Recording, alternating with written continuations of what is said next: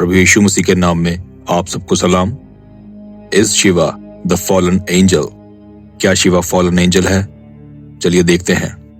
अगर आप Bible read करते हैं तो आपको पता होगा कि फॉलन एंजल्स जब धरती पर गिराए गए थे तो उन्होंने इंसानी जात से अपनी पूजा अर्चना करवानी शुरू कर दी थी। शिवा भी जब उसकी पूजा अर्चना की जाए तो खुश होता है। यहाँ तक कि डीमंस और राक्षसों को भी वह वरदान प्रदान करने से पीछे नहीं हटता, ये जानते हुए भी कि वह डीमन या राक्षस एक नेगेटिव पर्सनैलिटी है। इसके बाद हमें बुक ऑफ इनोक में यह भी पढ़ने को मिलता है कि फॉलन एंजल्स तो इमॉर्टल थे, लेकिन उन्होंने अपने लिए नाश होने वाली इंसानी जात की मनचाही औरतों को अपने लिए ले लिया ताकि उनसे जिना कर सके। और शिवा के बारे में भी सेम यही चीज जानने को मिलती है कि उसकी पत्नी शिवा की तरह इमॉर्टल नहीं थी, बल्कि नाश होने वाली इंसानी जात ही थी। हिंदू धर्म में यह जानने को मिलता है कि शिवा ने अपनी पत्नी को अमर बनाने के लिए बहुत कोशिशें की, लेकिन वह इसमें नाकाम रहा।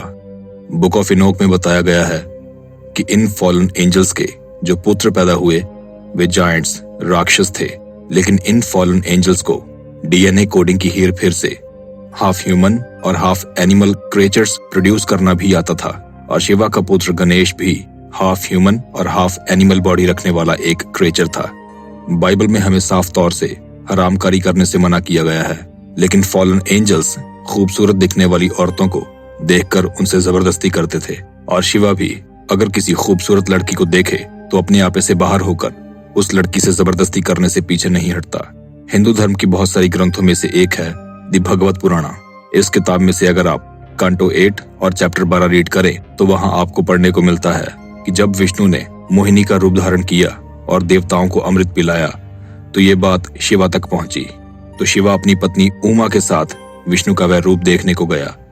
वहां पहुंचकर जब शिवा ने विष्णु से कहा कि उसको भी विष्णु का वह मोहिनी रूप देखना है तो विष्णु गायब हो गया। और तभी शिवा देखता है कि विष्णु ने एक अत्यंत सुंदर नारी का रूप ले लिया है और वह पेड़ के पीछे खड़ी एक गेंद यानी बॉल से खेल रही है। आगे साफ साफ लिखा है कि शिवा काम वासना से भरकर पास खड़ी अपनी बीवी को भी भूल जाता है और उस लड़की की ओर भागकर उससे जबरदस्ती करने की कोशिश करता है। अपने बचाव में वह अपने आप को छुड़ाकर यहाँ वहां भागती है और शिवा भी उसके पीछे भागकर बहुत ही निर्दयी रूप से उसे बालों से पकड़कर घसीटता हुआ खींच लेता है और उसके साथ गलत हरकत को अंजाम दे देता है।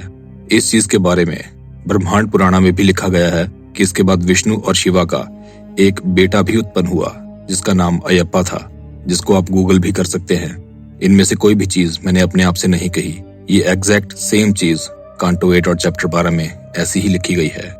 बाइबल कहती है कि ऐसी हरकतों को करने वाला प्रभु के राज्य में कभी एंटर नहीं कर सकता।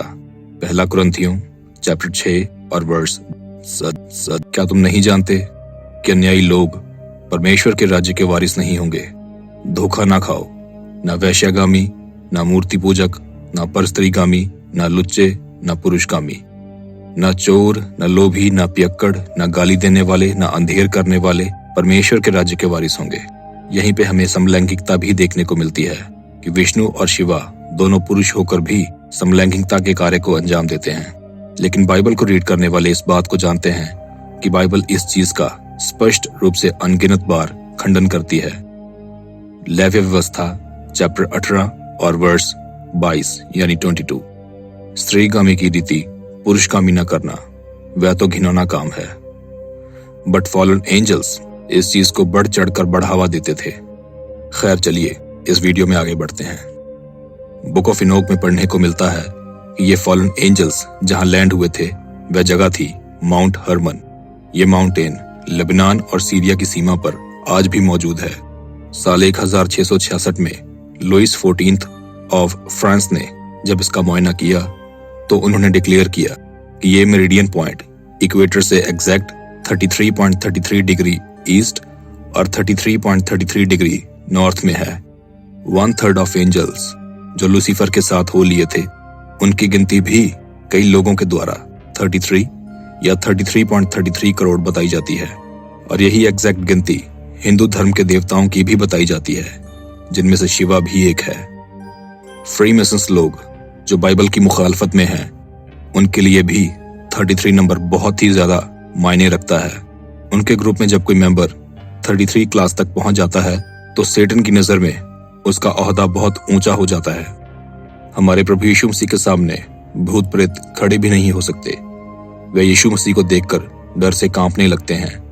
लेकिन हिंदू धर्म में ये बात बहुत मशहूर है कि शिवा का जब विवाह हुआ था तो उसकी शादी में भूत प्रेतों ने आकर खुशी से नाच गाना किया था।